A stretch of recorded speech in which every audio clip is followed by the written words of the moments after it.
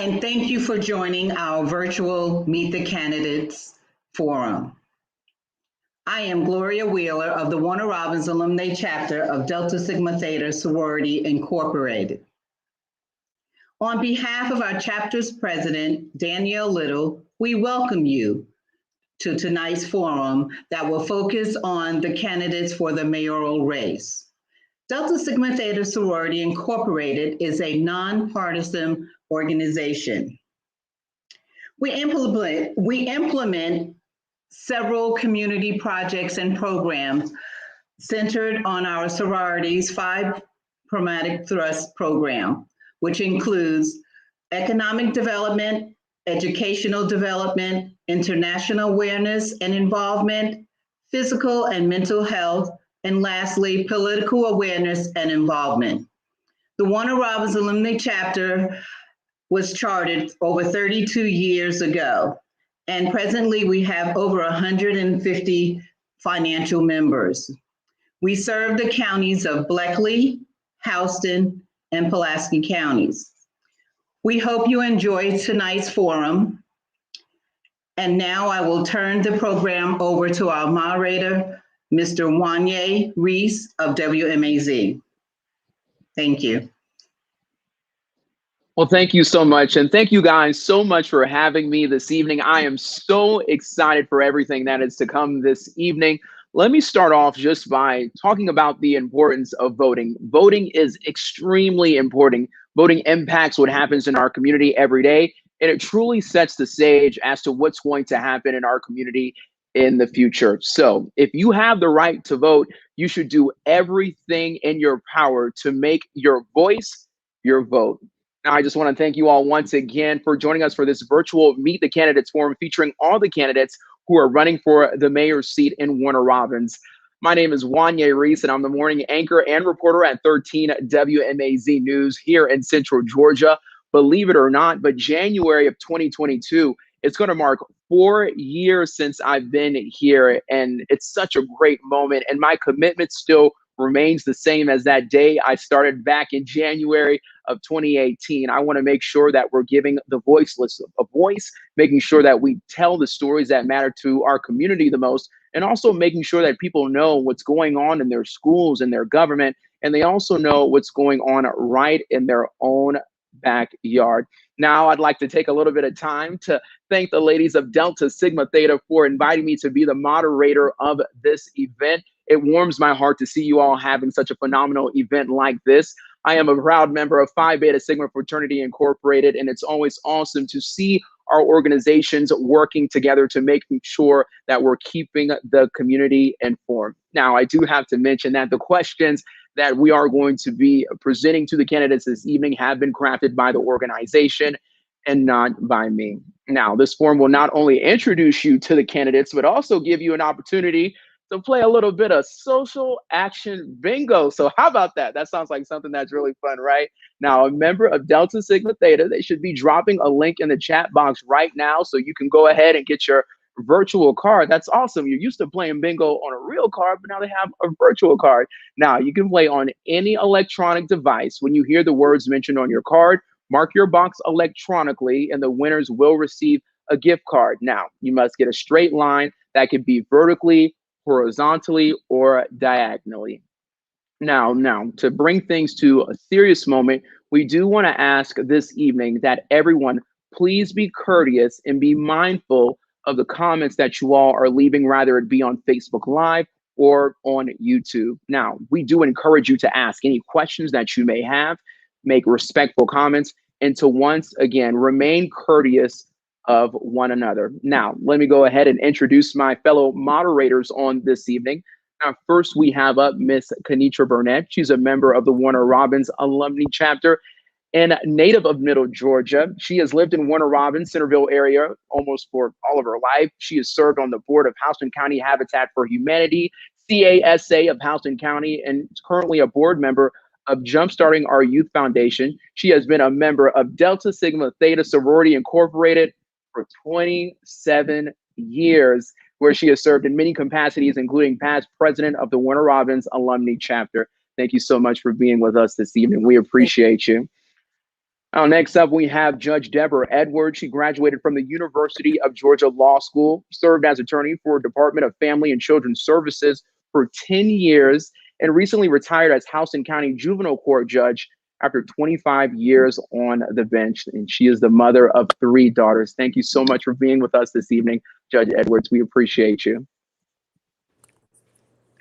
And last but not least, we have Dr. Alan Bowers. He lives in Warner Robins and works at Houston County High School, where he teaches AP Government and Politics, Civics, and AP Comparative Government and Politics. So thank you all so much for being with us this evening. We really do appreciate you taking time out of your busy schedule.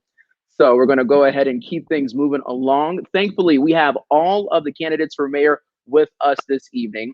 They will each be given 3 minutes to share information about themselves, their platform, and the position. Now, starting in alphabetical order, Mr. Stephen Boyer, then Ms. LaRonda Patrick, and the incumbent, Mayor Randy Toms. Thank you all so much again for joining us on this evening. Within the 3-minute limit, please share some information about yourself, your platform, and your vision for this position. Hey, everybody. Thank you for having us tonight.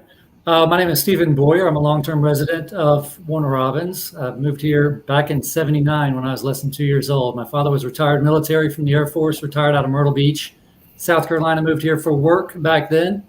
And I'm actually still in the house that we moved into back then. So my father, like I said, he retired Air Force after 20 years. My brother, I have a twin brother, and he just now retired from the Navy after 20 years of service earlier this year on April 1st.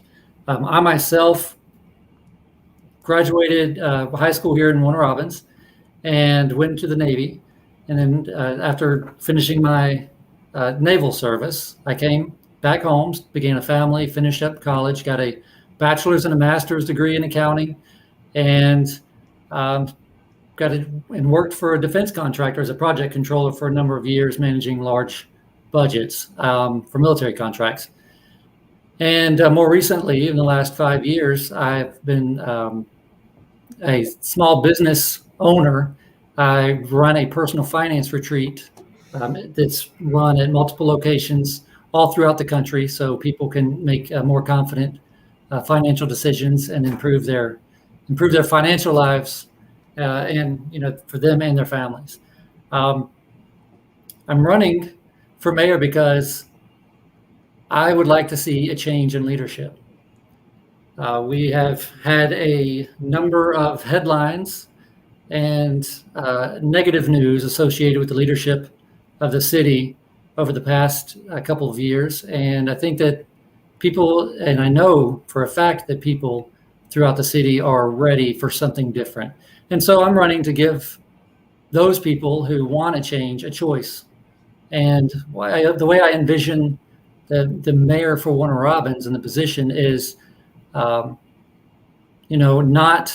as someone who just plays golf or is somewhat invisible, but someone that is accessible, someone who has an open door policy, someone who communicates with the people his intentions or her intentions, and hopes that the people will hold them accountable. And that's the type of mayor that I want to be. That's the type of mayor that I will be.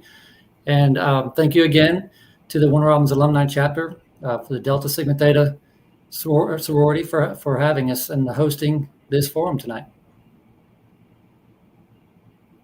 Thank you.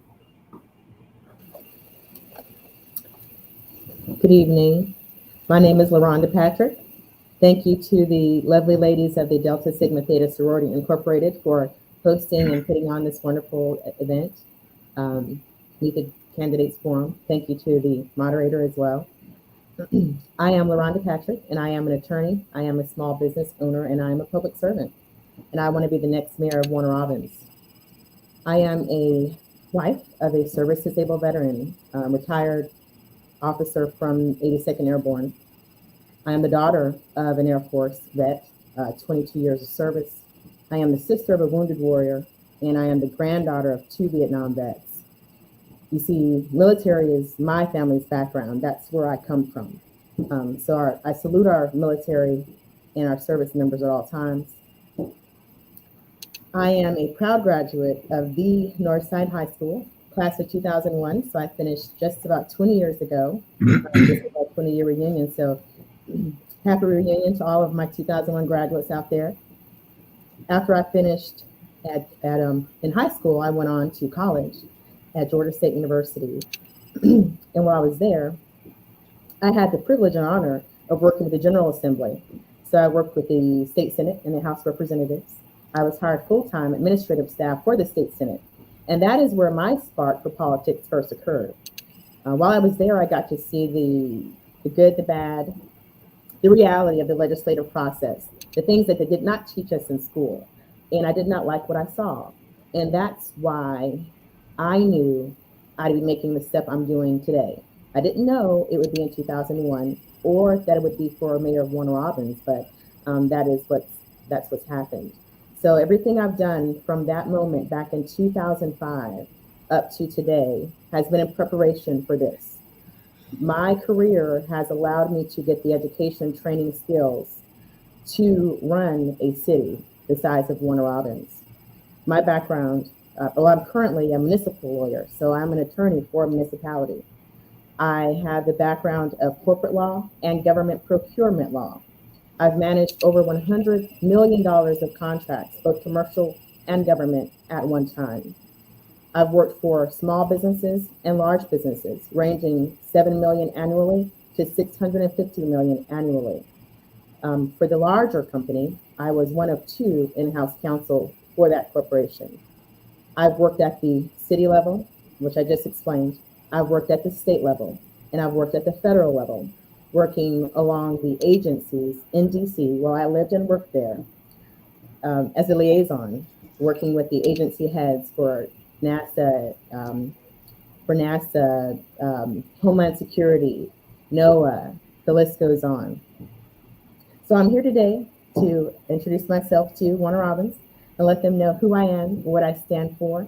I just want to make Warner Robins the best of the best. And my platform, the top 3, is innovation, industry, and involvement. And I'll go into that at a later time. So thank you for allowing me to come here and tell a little bit about myself.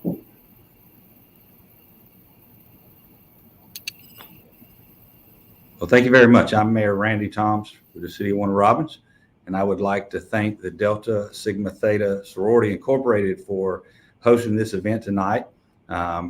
As you ladies of the sorority know, that I've always been involved with Delta Sigma Theta sorority and everything that you do, and I've always been very proud to be included and be a part of a lot of the activities y'all have done in our community over the last 8 years. So thank you for this. Thank you for everything that you do for our community. Thank you, Wanye, for being a part of this, and all the moderators as we go forward. I moved to Warner Robins in 1960. That's actually the year I was born. And so Warner Robins has been my home the entirety of my life. I actually attended 3 schools, Westside Elementary School, Tabor Junior High, and Northside High School, where I am a proud graduate of Northside High School from 1979. Something happened to me at Tabor Junior High that kind of changed and revolutionized my life. And that was I met a young lady who has now, since 1982, been my wife. She's been my wife now for the last 39 years. And I'm very proud to have had her by my side for that long. She's one of the strongest parts of who I am. And she also, early in our marriage, led me to a relationship with Jesus Christ that changed me forever. And for that, I'm grateful. As I said, we've been married for 39 years. We have 2 children. I have a son named Gabe. He's married to a young lady named Sarah. They're both pharmacists here in Warner Robins and Macon. They have 3 children. And then I have a daughter, Callie, and her husband, Justin. Callie works on the base, and Justin is a nurse down at the Chris County Hospital, and has been very active in this COVID-19 virus that we have going on, as have my son and daughter-in-law. And so they've been a very big part of our prayer life.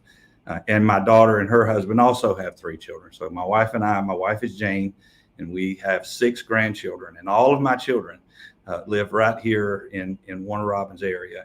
And we're very grateful to be that close to our family. I did a term in the military. I was in the United States Air Force. I was stationed at one of the sister bases to Robins Air Force Base. I was stationed at Hill Air Force Base in Utah. I got out of the Air Force, came home, got married, looked for what I wanted to do for my career, and I finally latched on to the Warner Robins Fire Department, where I spent 27 years as a firefighter for the city of Warner Robins and served this city in a capacity that I think I served it well. I put my heart and soul into being a city employee and to being a firefighter, and had wonderful people to work for and wonderful mentors growing up in that area.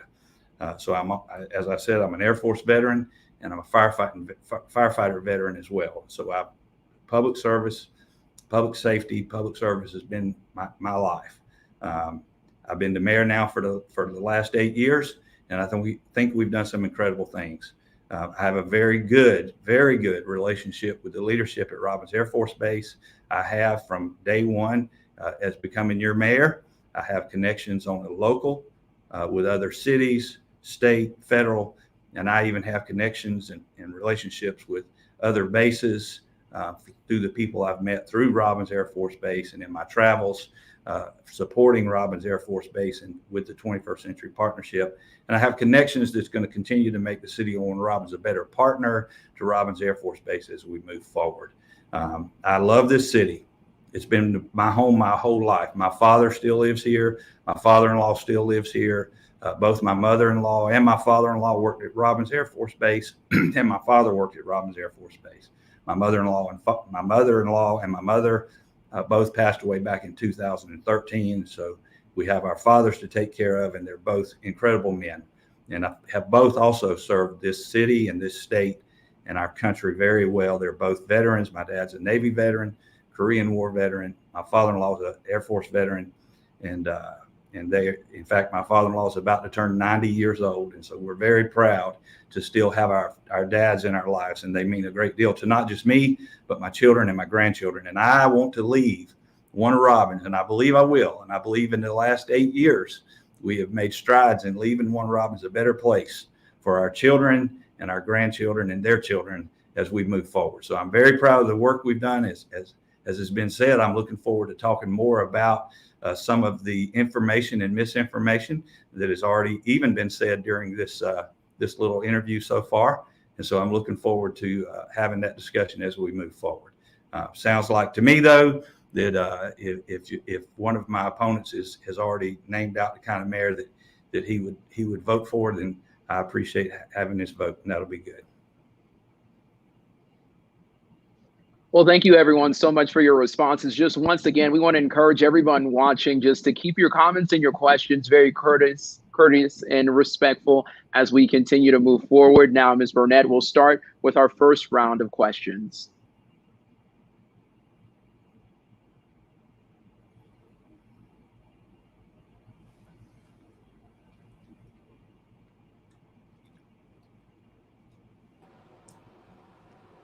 Good evening, everyone.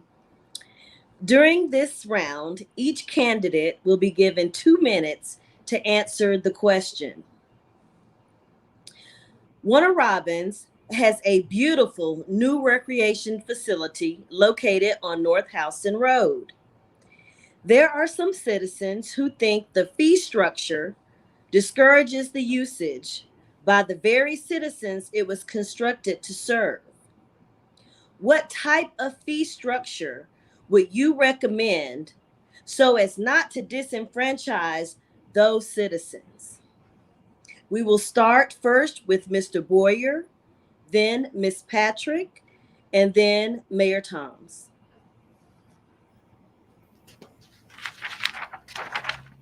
So yes, the new rec center is beautiful. I currently use it regularly. My daughter plays volleyball out there, and we do enjoy it. My daughter goes out there, but also my son. He plays a lot of basketball, and every time we go, there's a $3 fee for them to play, as long as if it's just the free open play, open gym. You know, if my daughter's there with her team, then I think that's taken care of. We don't pay for that, but maybe they get fees some other way. I think maybe what you're referring to and what I've heard is that there is a dollar fee for senior citizens or people, even other people who want to walk the track. And to me, I'm not against fees per se, like exactly, absolutely, I'm not against fees. I think there's a case that can be made that certain people maybe should not have to pay certain fees. For example, a senior citizen should not be nickel and dime $1 every time they want to go up there and socialize and get some exercise. You're disincentivizing healthy activity to the people who need it the most.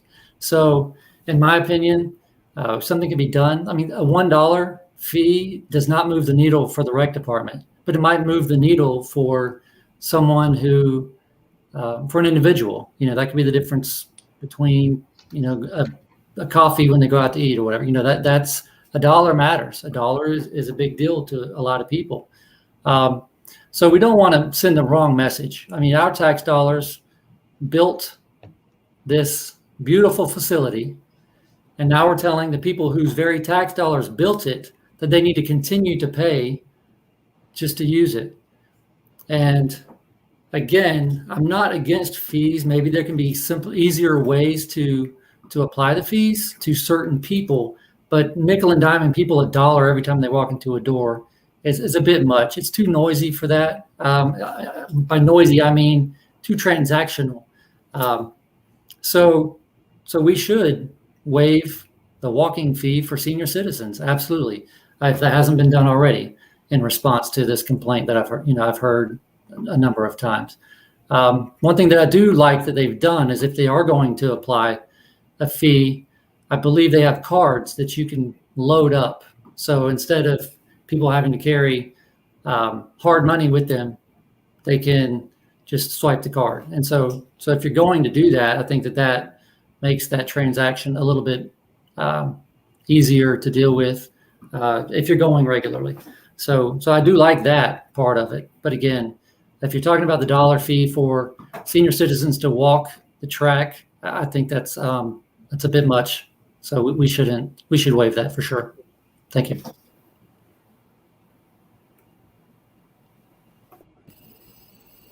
All right, so the North Houston Sports Complex is, as has already been stated, a beautiful facility. It is owned by the citizens of Warner Robins. It is our newest park and recreation facility. And we've already made a massive investment into this building being built. Yet we're still having to pay for usage. The fee that's paid at entry, $3 per person, per entry, per day, and we've already paid for it with our taxes. In addition to that, for our seniors or whoever wants to walk the track, that also comes with a $1 per person per day fee, or $25 per month. My issue is, it's ours. It's our investment, but we're still having to pay for each use. Now you have parks that are close to us, like the newest one, South Macon Bibb. That's a very beautiful facility as well, near Sardis Church, for those who have not ridden by there. Now their facility is open for anyone in Georgia, probably even Alabama and states beyond. But there is no entry fee to use their new facility. Their facility also comes with a pool. Their pool does cost $1 per entry per day per person, but overall, all of the things they have to offer are free. Now, whatever they did, this Macon Bibb did to allow their citizens to get the maximum value in their investment is what we need to do in Warner Robins. There are other ways to collect taxes. There are other ways to collect whatever's required to make the recreation center run. In addition to that, our facility is rented out to people, sports teams, organizations across the state. They come, they utilize our facility, which should be a benefit to us as taxpayers, but it also prevents us from using our facility. You see, even this week, if you go to the sports complex, you cannot get in because they're having the Golden Olympics, which is wonderful. I'm all about community involvement, community events, bringing things here to our city. But when you think about the purpose of the park, the purpose of the recreation center was to benefit us, the citizens. And I just don't see how we are maximizing that benefit with the fees to get in and the limited access. And they're closed 3 days a week, Monday, Wednesday, Friday, closed. And all the other times, if there's no events, no one coming for volleyball tournaments or for Olympics or what have you, then we get the ability to use it.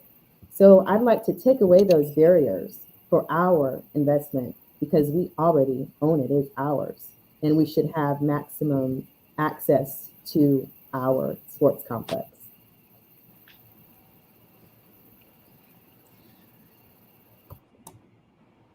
Mayor? Okay. Yeah, I agree that we used funds that were available to build this. But I think what I'm hearing is that there's an agreement that there's certain upkeep that has to be done on this building and operational cost. Because I do think there needs to be some kind of fee structure. I've consistently told my staff that as we grow, as we make better use of all of our sports and recreation facilities, that we can adjust downward the fees. And so I've wanted them to keep an eye on that and do that as much as they possibly can. We've also talked, and at one time had opened scholarships for people that need some help in paying the fee. And so there are scholarships available. We can advertise that better and get some scholarship money in here for people that are in need of a little help to come in here and help pay the operational cost. But I can tell you this, when I come to the facility, it is always quite full. And when I'm at the facility, I'm always being told by young people, by their parents, by the seniors that are walking the track, how grateful they are to have this great facility in our community. And so, and not one time. Now I've heard a few comments, a few complaints about the fees, and I sympathize with that, and I agree that we need to continuously look at adjusting the fees downward for our citizens. But not one time while I've been at the facility has anybody talked to me about the egregious nature of the fees. They've just told me how great a facility it is and how much they enjoy being at the facility. But then at the same time, when we built the facility with the foreknowledge that we were going to build the facility for our citizens and for our young people and our adult programs. But we were also going to use it as an economic development tool to try to drive economic development to the north side of town. And so in doing that, we have entertained and will continue to entertain and should continue to entertain outside programs to come in and hold camps and to hold tournaments so that we can eventually use those funds to eliminate the fees for our citizens. I agree with that wholeheartedly. And I think that's a plan that we have in place to bring more and more attention to our facility. And we are getting a great deal of attention, in fact, even nationwide in our facility. And as we do that, then maybe we can eliminate fees altogether for our citizens. But there are operational costs that have to be covered. And there is also a plan to continue to monitor the fees, to continue to bring them down as much as we can. Thank you all for your answers. Your next question will come from Judge Edwards.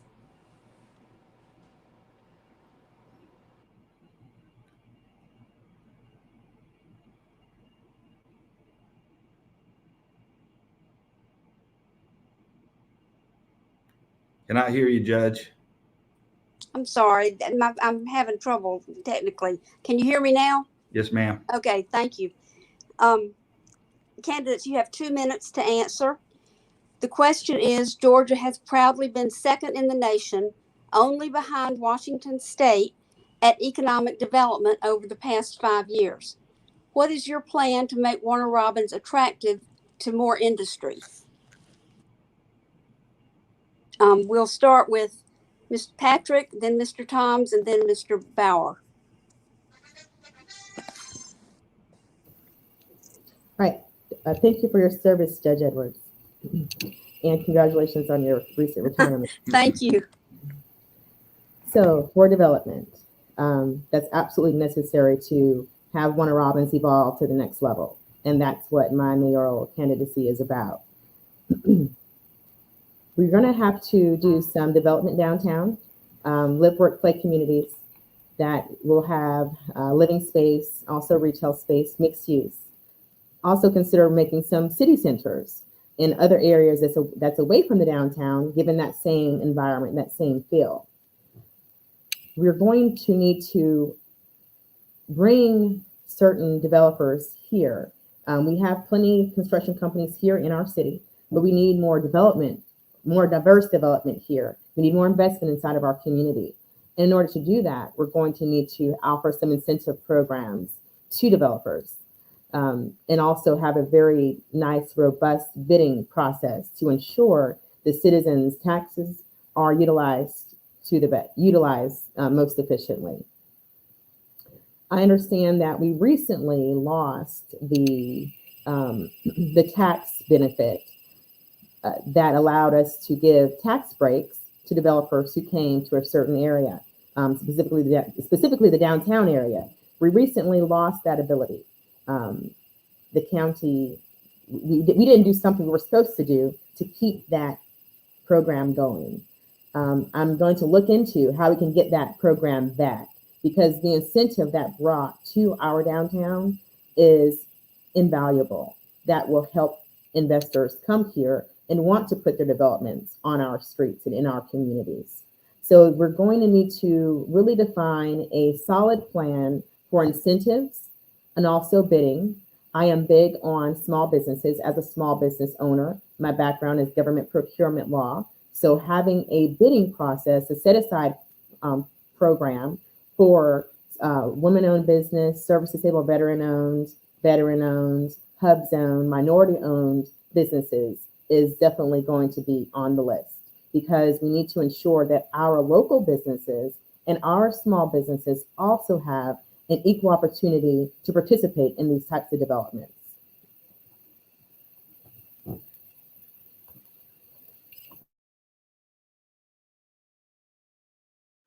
Of development in the city of Warner Robins. I know this, that I have recently added to our staff, possibly one of the best economic development directors in the state of Georgia. And I'm very excited to have Ms. Hogan on board. Ms. Hogan did great work in Centerville with the Center Park and the activity they had there. She had a much smaller canvas, and in Warner Robins, she's got a large canvas that she's going to do great work here in the city of Warner Robins. She's already been talking to local developers, and I fully believe in using local developers every time we possibly can. And there are, and I have been talking about this, that we have local developers that have actually shown an interest in downtown in a financial way. And so we know that they're interested in coming to our older downtown and redeveloping downtown and making it a more of a vibrant place for business and walkability and those kind of things. But we also have a plan in place that we know that over the years, Warner Robins grew out so quickly in so many different directions that you can't identify one area for a downtown. I think people would love to have a downtown near the base, and certainly the airmen that live on the base would love to have a downtown right outside the gate that is vibrant and it's fun and it's thriving. And so I think we can provide that. I think we're well on the way with other incentives that are available through economic development incentives to get attention down there. In fact, we already have that, and that's the good part about being the mayor is that I don't have to tell you what I would like to do. I'm telling you what I'm doing, and that is that we as a team are already bringing people to the table that are interested in developing downtown, but we're also looking at creating other areas of excitement in a downtown center area in different parts of town. And there's also local developers that are interested in those activities as well. And then we also have, I think it's probably going to be a light industrial area. I think there was a hope that we could turn the Joint Development Authority property into large industrial, but I just don't think that capability is there. But there's certainly a lot of potential for light industrial and commercial out in the 41 area, the Joint Development Authority area out there, and we're soon to have our membership on that Joint Development Authority to complete the membership needed to get things moving in the right direction. But we're also investing about $6 million in water for that area so that we can grow whatever type of industrial it grows into being. I think it'll start with light industrial like it is now, and it could possibly grow to bigger. We could expand the water availability in that area as we move forward. But right now we're investing in a water plant out in the Peach County, Warner Robins area. So we're doing a great deal for development, and we're already looking at different incentives and how to grow some of these areas into vibrant downtown center areas. And so I'm excited about the future for development in the city of Warner Robins, and I'm excited about it because I know it's already taking place and it's already moving forward.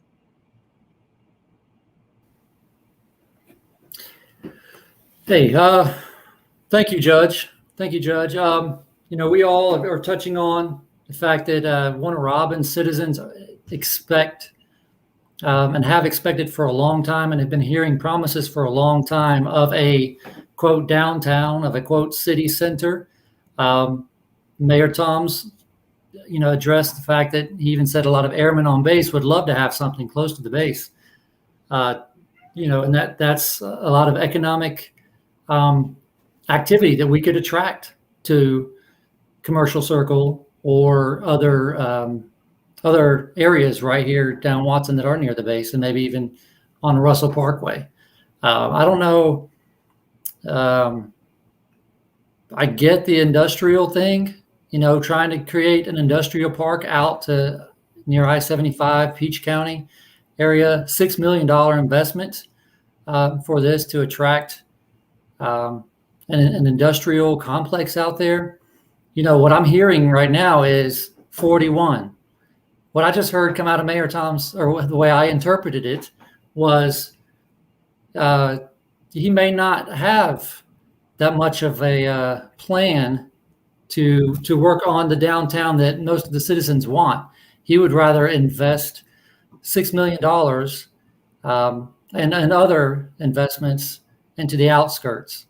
And so one of the things that I would like to focus on as mayor is focusing on being extra critical of annexation and spreading out the geography of our city to the point where we keep assuming more and more financial future obligations for our children and future taxpayers. All at the same time that we are watching certain areas of the city not get the attention that it needs. So that is, again, one of the reasons why I'm running. One of the things that will attract business to Warner Robins is, fewer lawsuits that have to do with our interactions with business entities who have brought investments into Warner Robins and who have begun developments and began going down that road for developments just to have the city of Warner Robins allegedly change their mind. Obviously, this lawsuit's still pending. But that is one of those things that I would imagine would keep developers and future businesses a little bit hesitant to get involved with the city of Warner Robins and developing here. I think that there are things that we can do moving forward to attract businesses, and a business, you have to make a great business case for a business. We can't just say, come form a business at this corner. We as citizens we can speak with our dollars. If we spend our dollars in certain areas, that will also attract business. So this is a two-parter. This is the city, mayor, and the city can do things to try to attract business, but businesses also have to be convinced that there's a great business case to actually have business. So using taxpayer dollars to incentivize certain businesses to come, that is something that a lot of cities do in a lot of counties, and we partnership with developers and businesses to do that. But we need to make sure that those types of decisions are very good, very, very good long-term investments for the city. But because we don't want to have these short-term spikes, just to have another empty strip mall, just to have another empty restaurant, another grocery store that's empty, sitting there 10 years down the line, because it may not have been the best business decision, but because the business got our incentives from our taxpayers, that they came, got their money, and then they went and moved somewhere else. And then we were left with that ongoing obligation of empty buildings and blighted properties. So these are all long-term impacts that we need to be looking at, not just the short-term. Let's kind of grow just for the sake of growth for short-term tax revenue spikes. Thank you. Thank you all for your answers. Mr. Bowers has your next question. Hi, good evening. Thank you for being here. Candidates, you have 3 minutes to answer the following question. How would you foster a positive working relationship with members of City Council to ensure that the community concerns are being met? We'll start with Mr. Toms, then Mr. Boyer, and then Ms. Patrick. Well, again, that's easy for me to answer because we're already in the process of doing that. I think if you were watching the last council meeting just a couple of days ago, you would have heard several comments that this mayor and council is getting along as well as any mayor and council have in years that we remember. And so I'm very pleased with the way we're communicating and the way we're talking and informing each other and getting things done in the process. But I also think that as we develop the new authority that has been voted on and approved, the Engage Warner Robins Authority, that will certainly, I think, answer a lot of the questions that are out there. But we've also developed a Citizens Advisory Board, and over the next couple of meetings, we're going to be putting members on. In fact, we opened up, and I'll say it again, we have opened up applications for people that are interested in being on the Citizens Advisory Board. Unfortunately, when we first started that, we didn't get very many. And so I'll say it while I have my time now, that if you are interested in being on a Citizens Advisory Board where you can help us understand what the community wants and bring it to the Engage Warner Robins Authority and bring it to the city council and mayor of the city of Warner Robins, then we have developed a tool, a vehicle for you to do that. And that is the Citizen Advisory Board. We're very excited about the Engage Warner Robins because we see a lot of positivity going on in Warner Robins. There's a lot of things happening. There's a lot of, as has been said before, and I'll say it again, there's a lot of misinformation out there that certainly one of my opponents has decided to buy into and continues to regurgitate. And so I would just continue to say that the information that is out there is not always what you think it is. And so I will just be interested to see how that feeling comes across when the truth comes out. But we are very excited about the planned growth that is going to take place in our downtown area. We are in the process of working further on some of the areas down around City Hall and making that a better environment. That was the pinpoint area that we came up with to clean up first. And we've done a lot of great work even around Ignico and Tabor Drive, which was difficult. In fact, we've recently found out some of the property over there that we didn't think we were going to be able to clean up and get to because of the DNR rules, that we believe we're actually going to be able to do that and create a nice garden area over there and a nice beautification area through our Keep Warner Robins Beautiful. So we have things in place already that we're excited about to be able to hear from the citizens about what they want so that they can communicate with the Engage Warner Robins Authority that will engage with and communicate with mayor and council so that we can get things done that the citizens would like to see done in our community. But we're doing a lot of them already. Thank you, Dr. Bowers. Positive working relationship with employees. It starts with the head, mayor and council. Many of us know that there are countless lawsuits that our city faces. They're either going to be human resource related or corporate related. Corporate's going to be based on default contracts typically. We have a lot of human resource lawsuits, which makes me and anyone think that there is an issue when it comes to the morale and treatment of personnel here at the city level. If you even go on to look at our department heads lack diversity. This is the international city. We are now minority. We are the international city made up of different ethnicities, religions, socioeconomic backgrounds. The list goes on. But you don't see that represented at the city level for our department heads. And that's something that we need to address. We need to understand, how is it that we have a city that's so diverse and we lead with our diversity and inclusion, but we don't appear as we describe ourselves to be. Also, we need to make sure our employees, our personnel, have proper training for the positions they have. Many have positions that others may have been just as qualified for or not as qualified for. So we need to make sure there's equality there and it's also fair and equitable.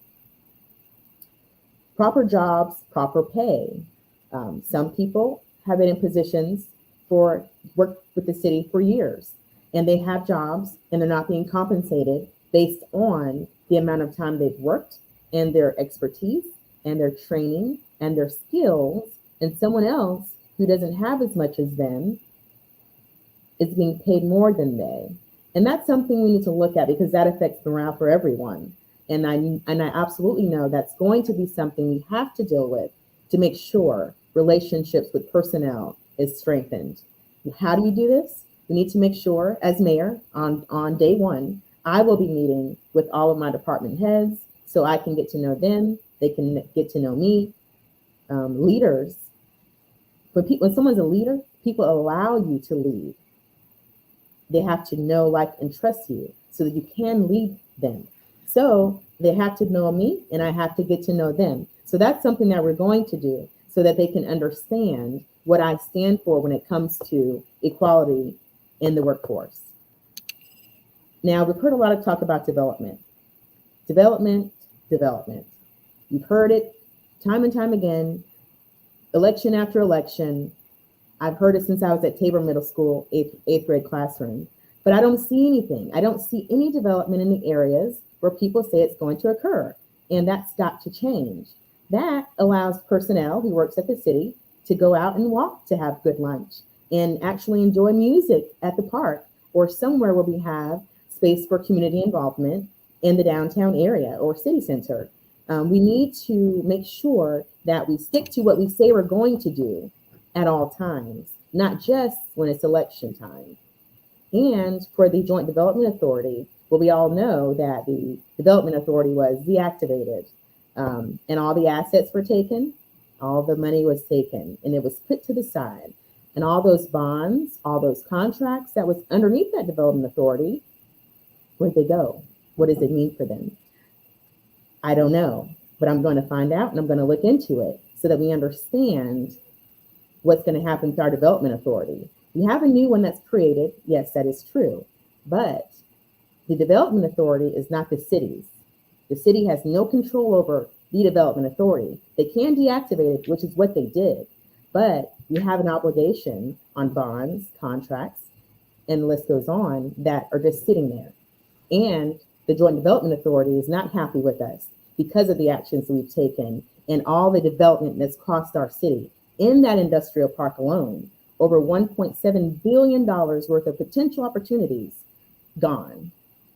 Over 1,000 jobs, potential jobs, gone. I have an issue with that.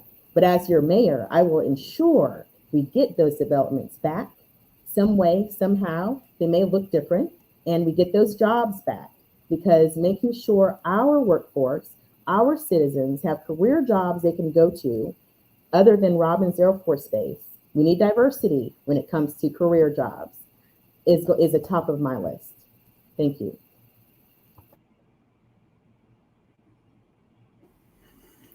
Thank you, Mr. Bowers. I think the question was, what will we do to create an environment to ensure that the mayor and council work together or get along? Is that the wording? Yes, sir. To make sure that the community needs are met by working together with city council. Okay. We know the structure that we have 6 city councilmen, 2 are at large, 4 are assigned individually to each post in different areas within the city.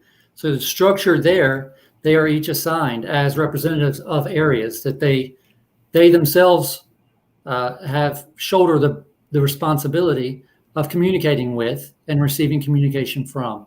So individually as city councilmen, if they're doing their jobs and then they're bringing that to the table when it comes to voting the issues, then that's them doing their jobs. Now, I don't have to agree as mayor. I don't have to agree with every single city councilman. I don't have to get along with them, but things come down to a vote. Ideally, yes, you would all want to get along and have no issues. But I think that none of us and none of our people watching right here are so naive to think that there's going to be some future where 7 people all get along great. And Mr. Toms stated earlier, we have so many positive comments after our recent meetings that everybody's just getting along so well. That is absolutely not the case. And don't let them tell you it is. That is not the case. Council and mayor are not getting along right now. And who knows, maybe they won't get along when I'm mayor or whenever someone else is mayor. It might be too much to ask for that, especially given, politics just in general. But I tell you one thing that I can do is I'll have an open door policy. I will respect everyone as long as they are doing their jobs and as long as they are answering to their people that they are supposed to answer to. Council won't answer to me. Council members don't answer to each other. And I, as mayor, will answer to the whole city, not specifically to council. So as long as we are all doing our jobs and we have the best intentions to represent the people that we were elected to represent, that's what we can hope for. But the fact that we just can assume that we're all going to, get along, I think it's asking a bit much. But that doesn't mean that we can't create an environment to where everyone is respected, everyone's voices are respected. And, that's absolutely something that I would work to nurture good working relationships with anyone, whether it's council or anyone within the city, to have a good working relationship with them that's respectful. All right. Thank you, all 3. I'd like to throw it back to Mr. Reese. Thank you. Thank you very much. Thank you very much, Dr. Bowers. So just as a reminder for everybody who is still hanging on with us, we are still playing social action bingo. So if we could just go ahead to get them to drop that link one more time in the chat box so you can play if you want to. Now, remember, there is a gift card for the winner, whether you're on Facebook or on YouTube. Now, if you have any questions, you can please write them in the question box right there below. Any of the questions that you may have for the candidates, we're going to get to those questions in just a few minutes. But I do have a question for you all right now. So we all know Warner Robins is experiencing significant growth. On 13 WMAZ, we've called Houston County somewhat of a boom town. So what are your plans to ensure that implementing diverse and inclusive programs are a top priority? So we'll start with Mr. Boyer, then we'll go to Mrs. Patrick, and then we will go to you, Mayor Toms.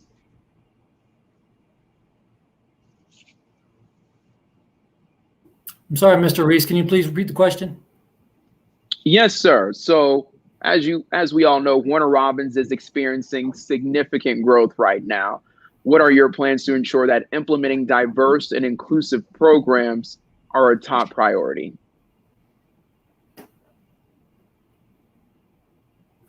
Right. So the census has come back and we are over 80,000 strong here. And as Ms. Patrick referenced earlier, the numbers actually show that we are a majority minority city. I hope I said that right. So basically, we are less than 50% white. So we do need to make sure, and again, Ms. Patrick addressed this a little bit in her last question too, is we do need to make sure that everyone in the city is included in all aspects of the city. You know, and to me, it just goes without saying. The city works better when you have a combination of many diverse voices, whether it's gender, race, religion, everything. So we need to make sure that we do include into the conversation people who may not in the past have felt comfortable or felt included in that conversation. So that's the only way that the city now, like you said, is a boomtown. That's the only way that we can move forward and get stronger as we do it.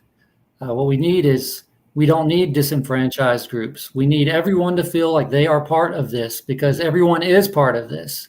And the last thing we need is to have anyone or any group, feel like that they are not listened to, that they are not supported, and like they cannot be heard by the people that are elected to hear them and represent them and support them. So, Mr. Toms had mentioned earlier about a community board, and there is room, I'm sure, that we can create other boards in different areas. So the community development, I forget the name of it, community development board that the city just created. I don't know what their plans are, if they have any diversity requirements. But I would imagine that moving forward, especially given the new census data, we absolutely should have been doing it before, but that's completely, but right now, moving forward, we can't do anything about the past, but moving forward, what we need to do is we need to reach out. We have connections with many community leaders, church leaders, community leaders, neighborhood watch leaders. We have, people all over the city. We have connections with them. Pull them in, and I'm not saying add layers of bureaucracy that's unneeded, but just make sure that we, as city representatives, we are shown as making the effort to connect. Because if we don't put ourselves out there, if we don't go public and say, this is who I want to connect with, or this is why I want to connect, please come to the table, let's have a conversation, then other people may not feel like they are welcome. So we need to take the initiative and make it known to everyone that we want to include them at the table. Thank you. One word on my platform: involvement. We need community development here in our city. It's wonderful to describe what it means to be inclusive and how that benefits people. But it's another thing to say how we're going to do that and have an actual plan in making it happen. You see, we've heard these things all before. We've heard them campaign after campaign. People use it to buy their votes or what have you. But we have the same result each time. And we're tired of it. We're tired of hearing the story you want to give us so that we can vote for you. I'm speaking as a constituent because I am a constituent just like all of you. And I voted for our municipal elections, just like you're going to do November 2nd. So let me tell you what I'm going to do to ensure we have inclusion right here in our city. We are the international city, and we need to lead with that and get back to the basics. We need to be as we are described. We need to look that way. So we need to have cultural programs, cultural activities, and a space to make it happen. The demand is there, but we don't have a space for it, and there's no incentive around it. There's no movement in that direction. We go to Atlanta, Macon, Centerville, and all the other surrounding cities to involve in community activities. So we need to have activities that hits on different cultures in our community. We need space to make it happen. We need to have a space that is senior citizen friendly. That is an AARP rating. You see, our senior citizens, our boomers, for example, they are the highest population right now. And we want to make sure they stay here in our city. We value our seniors. We need our seniors, but we need to make sure we have the ability for them to be engaged and involved in different projects. So senior citizen friendly, bike friendly. We need to have better parks for our children to play in. We have some parks that have been renovated, yes, we do, but there are many parks that look the exact same way they looked when I was in 6th grade. And I finished high school 20 years ago. And some parks are neglected and others get facelifts, but we need to make sure everyone can have that ability. We have got to be, in addition to bike friendly, senior friendly, we should also be inclusive to different interests. We have Pride Weekend that's happening right now. We have people that are in performing arts. We have a civic center that I've never been inside of it. I've never seen anything happen there, but we need to start utilizing it so we can have activities, cultural activities, be it festivals, food truck roundups, concerts, comedy shows, the list goes on. Now, the last layer is going to be, that I'm going to speak about today anyway, is going to be inclusion, to make sure that we have interest groups and roundtables that have direct access to mayor and council to talk about what's going on in their particular interest group. Now that can be divided up because of cultures. We're talking about diversity, but I see diversity as more than just the individual. I see it also on interests.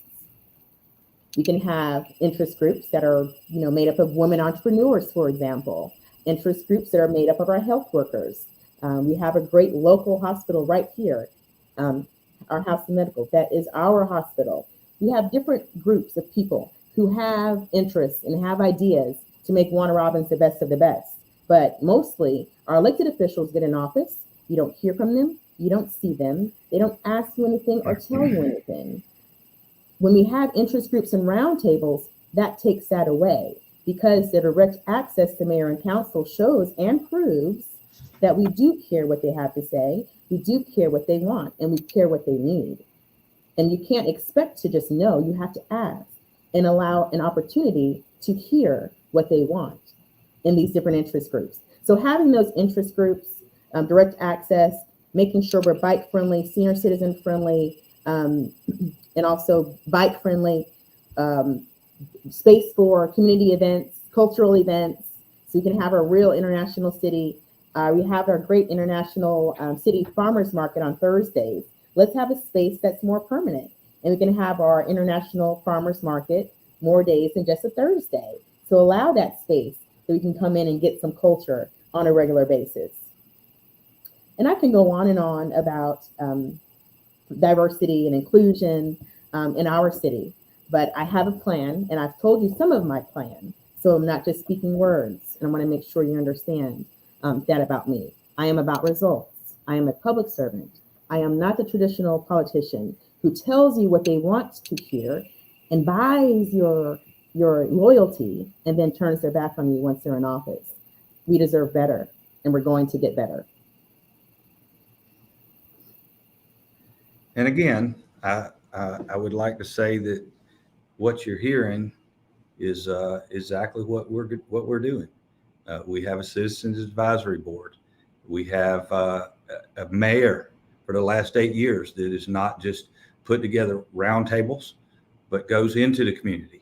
I go into the Hispanic community, to every community, every part of our community in the diversity realm that you can imagine. I have spent time with and have developed relationships and friendships with the Asian Islander Pacific Islanders. I have a very good relationship with that part of our community, and I'm excited to be friends and for them to reach out to me even today to find out how they can help me continue to be mayor, because I am so involved in the communities around. I will take this opportunity to tell you that one of my opponents just mentioned a need for a permanent home for our farmers market. That is something that I have tried to do and have been fought against for many years.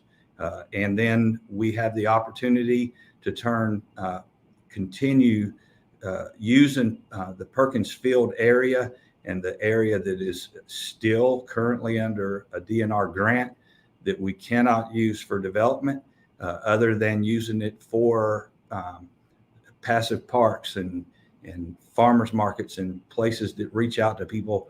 And that has been my plan all along.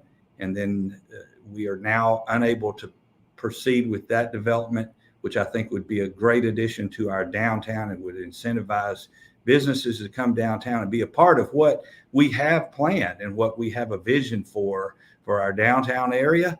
And now we're held up in an absolutely ridiculous lawsuit. And for those that continue again to buy in and regurgitate the same misinformation, that they still don't have the authority to use that property to build anything on. And yet we can't do what we think we would bring an exciting environment of inclusion and celebration to our downtown area, and even bring new businesses to our downtown to be a part of growth downtown. We can't do that because we're held up in a frivolous, ridiculous lawsuit that we will soon win.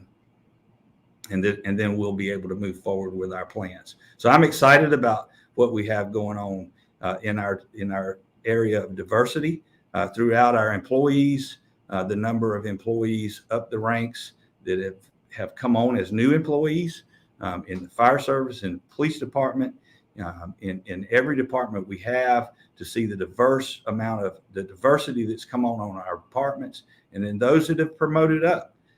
As into middle management and growing up in the system, like some of our directors now have grown up in the system, and they won't always be here. And we're putting people in place now that will be ready, which is what I said when I took office, that what I want to do is grow middle management within the city with a diverse population so that they will be ready to put in and test for and whatever it takes to get their name in the hat to take over leadership roles. We have some of those people now in middle management. And I'm excited about what's happened in our middle areas of management within the city of Warner Robins in the diverse population.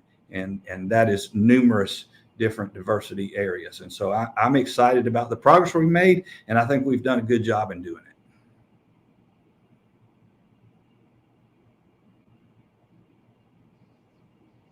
Well, thank you all very much for answering the question. Next up, we're going to have Mrs. Burnett, and she's going to ask you all the next question.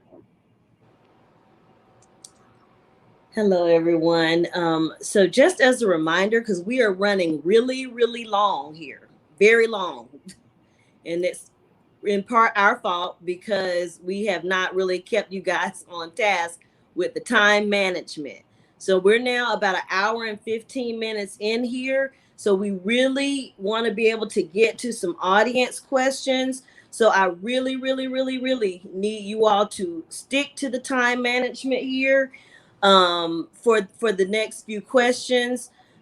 We do have some audience questions that we're going to go to, but we were going to give you 3 minutes, but I believe we're going to have to whittle that down to 2 minutes so that we can get as many audience questions in here as possible.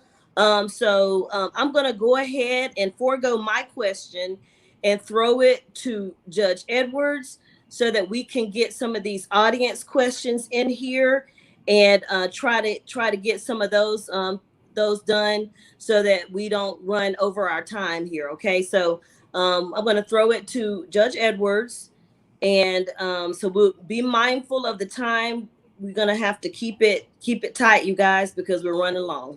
Thank you. Let's go to Judge Edwards and do some of the audience questions. All right. Candidates, each of you will be given an individual question from the audience. Mr. Toms, your question will come first, then Mr. Bauer, and then Ms. Patrick, and you'll have 2 minutes to answer. Now, the question's supposed to come up. So if you just hang on a minute.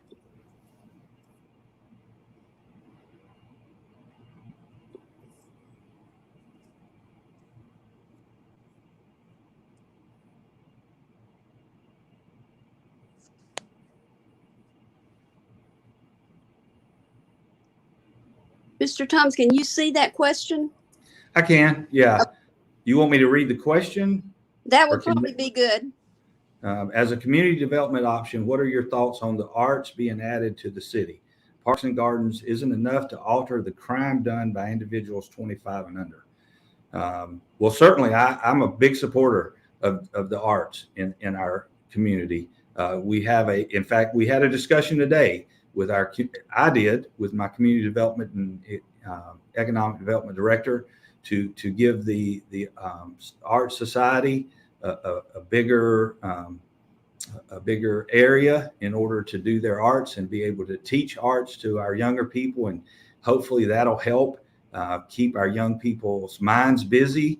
But I also have an idea that we have money available for a performance venue, and I think the Perkins Field area is a great place for us to develop an amphitheater area with an open field, and so that we can in fact have food trucks in that area, and we can in fact have local entertainment that gets the opportunity to get up and showcase what we have in our community, because we have some incredible artists, both with painting and but also with voice and with music. And so I want to give our citizens and especially our young people the opportunity to get up and showcase their talents in a way that we not only are proud of and we put them off somewhere, but we showcase them and highlight them in some of our facilities. And we certainly have some great ideas that we're working on as we develop the commercial circle area, which we have a developer that is in the planning stages now of that,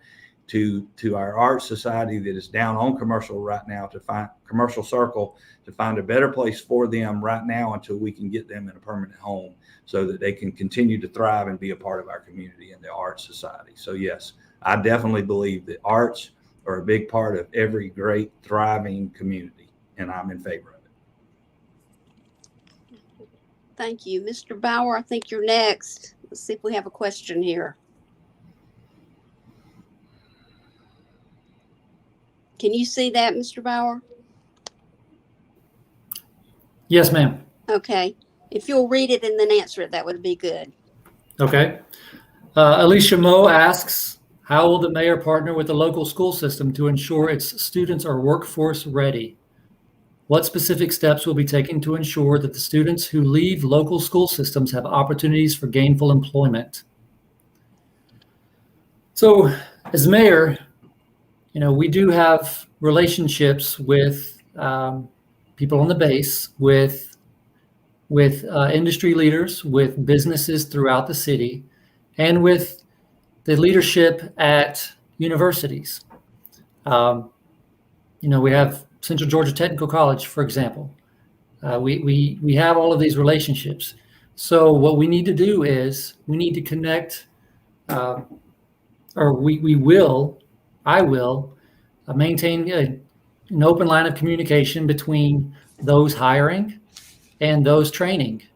And we need to make sure that those people who are training are preparing high school level, community college level, four-year college level students and young people, and not so young people in some cases, preparing them to fill these needed jobs.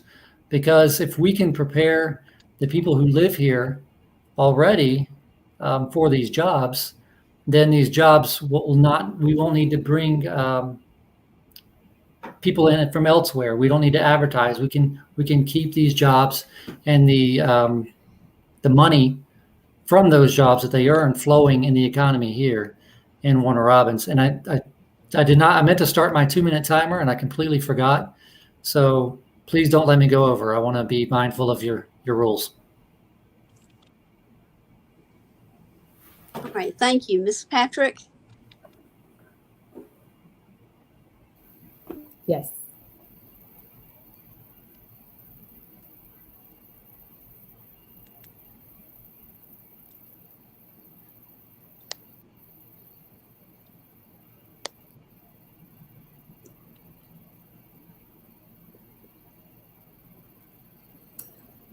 All right, so Miss Lorraine Holmes, thank you for the question. Her question is, what are we doing about cleaning up the areas going towards the base?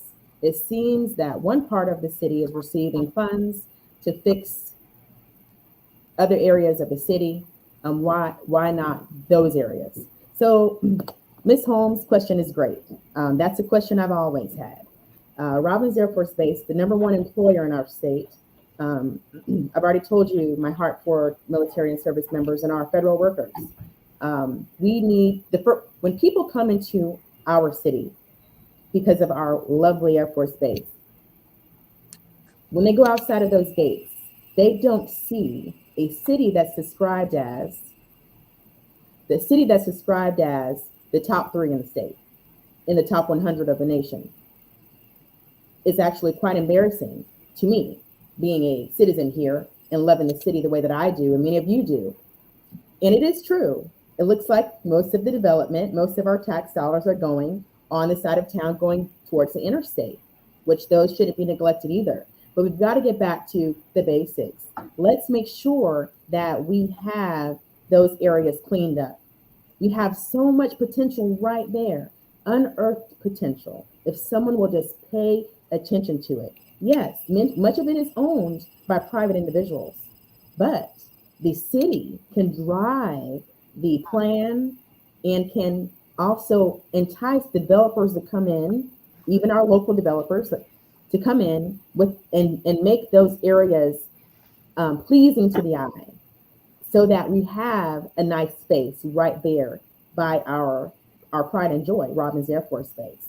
It just takes someone having interest in it, and we need to make sure we're directing those dollars to that side of town as well. The north side of town is neglected, that side of town is neglected, and we've got to get back and make sure that all sides of our town looks like it's the top 3 in our city, just like Johns Creek and Bloomingdale over by Savannah. So thank you, Ms. Holmes. I look forward to proving to you that's going to happen. All right, thank you all. Mr. Bowers will bring you the final question from the audience.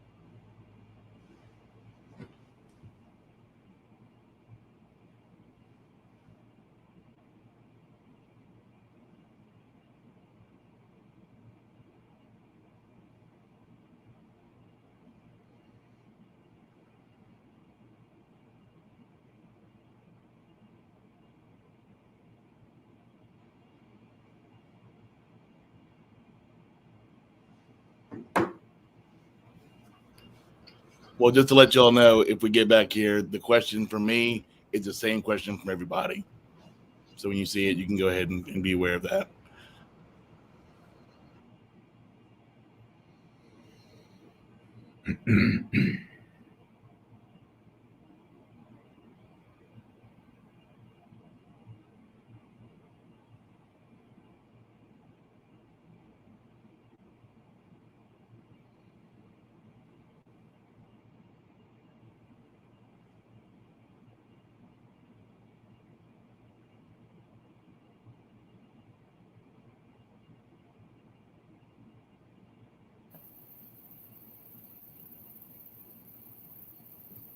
Excuse me, Dr. Bowers, is it a free-for-all? You just jump in? I don't see anybody else here. I don't have any other moderators. So I'm not sure. I mean, it says live here, but I'm not sure what's going on. Okay. Well, the question is there. I just wanted to make sure I wasn't jumping the gun. Yes, sir. I see started answering it. But I'm not sure if anybody can see it or not. All right. So is it? Yes. I'm going to go ahead and start answering. I know you said it's for all of us. All right. Yes, ma'am. I haven't heard from anybody Ms. Register, anybody for? Well, just pop my hand if I'm out of line, but I'm going to go ahead for it with and go for this question. So Ms. Cheryl Parker asks, what are your plans for helping and providing resources to the homeless in our area? Our homeless, well, you've seen an increase in homeless in our area. Many of us have seen them riding to Walmart or over by the North Houston Avenue. And we need to, I'm sorry, I'm going to keep going. I saw a note that I was not supposed to talk yet, but I'm going to keep going if that's okay. I did put my timer. So we need to make sure we have housing facilities for our homeless and programs. We have many local nonprofits here that provide countless services for free. And our homeless can have access to these if they know they exist. So maybe we can have a forum so we can make sure our homeless has access to the resources right here. Just like Macon had a warming station for the homeless when it's cold. We have lots of resources and lots of people who are willing to give back to our homeless. We're going to have to do something. I do not agree with ignoring it. I don't agree with continuing to pass by and see one of our fellow citizens, Warner Robins, hungry and cold. If I see one personally, I will give a gift card to a grocery store. I don't typically give cash, but I do give something, when I can. But we've got to have more things like that. We've got to have resources so they know that they're available, and actually have groups that try to come in and talk to the homeless and get them to get the services that they require. Many of these, many homeless across the country, they are veterans, service-disabled veterans, and we need to make sure our veterans have the resources that are required. Thank you.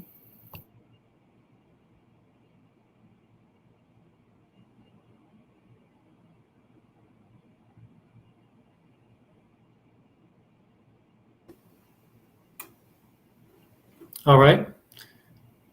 Can you hear me? Everything good? All right. Yeah, I mean, I've been here a long time, and like Ms. Patrick said, we have seen an increase in what appear to be homeless people. Whether it's Walmart, we have Houston, we all see them out there. I've stopped and visited with a number of them on multiple occasions, and they're just people too. They have their lives, they have their families, they have things going on. And, I'm not an expert on homelessness, but I'm a person and I can connect with someone else. And so the way I see this is, if they aren't breaking any laws and if they are okay with their situation, then, that's one thing. But we need to open up communication with them. Whether it's in a forum or whether we just have members, whether it's doctors or social workers or someone just go, maybe a representative from the city can go and talk with them and just see what their needs are, where their barriers are, where they want to be in a year or 2 years or a week. What can we do as a city to take care of them? We absolutely need to offer to help them out. A few weeks ago, I spoke with Chief Wagner, and we talked a little bit about this, and he brought up a point that, and I'm not saying all homeless people have mental health issues, but one of the things that he was saying was they are getting a lot of phone calls, not specifically homeless related, but a lot of phone calls for that have to do with people with mental health issues. And the fact that Central State Hospital, since it was closed, there is no place for these people to get help. So one of the things that I think we should do is, repurpose one of these older hotels that we have in the town. And that could be something that we could work with nonprofits and private organizations to see about providing some services for anyone who needs them. It could be giving them an address so that they have something to put on a job application. It could be giving them or allowing them a place to get a shower, do some laundry, whatever it is. So really, we don't need to demonize people because they look homeless. What we need to do is we need to go, we need to connect with them, find out where they are, what they need, where the barriers are, and see if we can lower those barriers and give them a shot, a helping hand forward, to be where they want to be. So that's Cheryl, is my plan for helping. That's what I've done in the past, just as a citizen. I know a number of them by first name, and we have relationships, and so they are people to me, and they will always be that. And we need to treat everyone in the city, just like we would want to be treated whenever we need some help, or maybe we're even just kind of down on our luck. So that's my approach. That's what I would do, specific with the homeless population. Thank you. Well, I can tell you that in my discussion with state legislators and state level people involved in mental health facilities and throughout areas, that one thing I do know is that when they did close the Milledgeville hospital, the people that were there had to go somewhere. And so I think not all of it, but I think a large majority, as I've also spoken to Chief Wagner many, many times about our growing homeless population. And it's not just here, it's everywhere. But in our homeless population, it is a large majority that are suffering with mental illness and need some help along those lines. And we have incredible law enforcement officers that do actually stop and talk to these people and let them know where some resources are available. I can tell you that my assistant in my office is very, very knowledgeable, having at one time in her life been homeless with children. And she is a very strong person who understands the resources that are available. And sometimes we do have people that are homeless, and they may have found a way to get into a hotel, and they call looking for resources. And Teresa, my assistant, is very knowledgeable and very helpful in pointing them to the right directions. Because you see, what we do already through our community development block grant, through our community development department, is we do fund some of the agencies that are out there trying to help in our homeless population and help in other areas, to give them the resources they need to find a place and to be able to move forward if that's what they choose to do. But you're going to find in the homeless population, in my discussions with professionals, that some people are there. They're there because of maybe some mental illness issues, but they're going to stay there because that's where they want to be. But we want to partner and do partner with agencies, and and are always talking to new agencies and new organizations that are willing to go out and help that part of our population that needs that help. And so we have community development block grant funds available.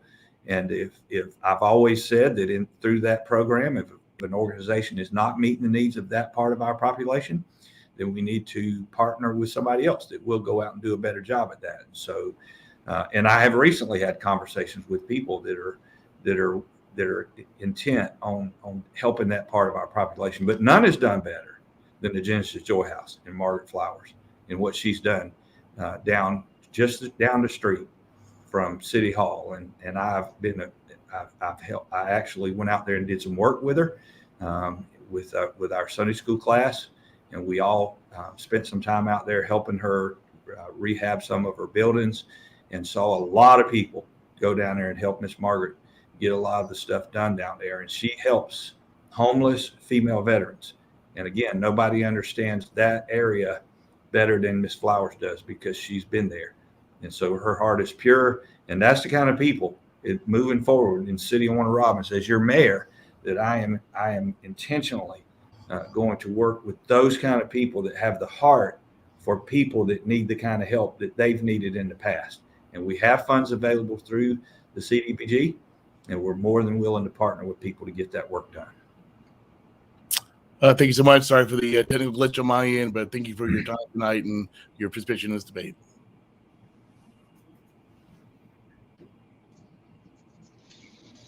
All right. Well, thank you guys so much for all your time this evening. So we have reached that time of the night where we are bringing things down, and we are going to see if we have any winners of our social action bingo. So if you all can please tell me in the chat box if we do have any winners of our social action bingo on this evening. And if you do know, or if you find out already, if you are a winner, you can contact Social Action. This is an email address. That's socialaction@warnerrobins-dst.org. So there we go. We have our first Facebook winner, Miss Angela King Anderson. Congratulations to you. And once again, you're going to want to contact Social Action at warnerrobins-dst.org. And if you all could do a favor for me and just go ahead and put that email address in the chat box just so people can copy and paste it and make it nice and easy for them. Do we have any more winners this evening?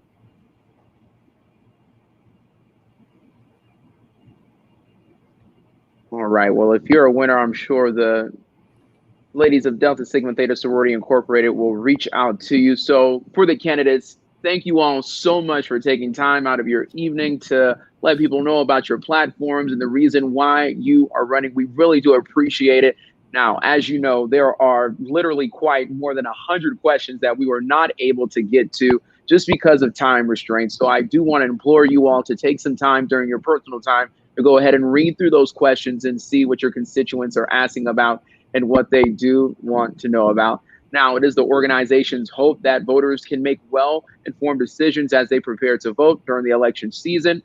Just as a reminder, early voting, that is going to start on October the 12th. You think about it, that's not far away at all. And Election Day, that is going to be on November the 2nd. So those are definitely some dates.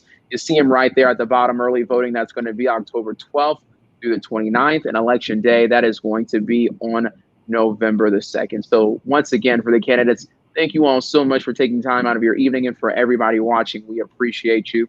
So we are going to turn it over now to Ms. Kenitra.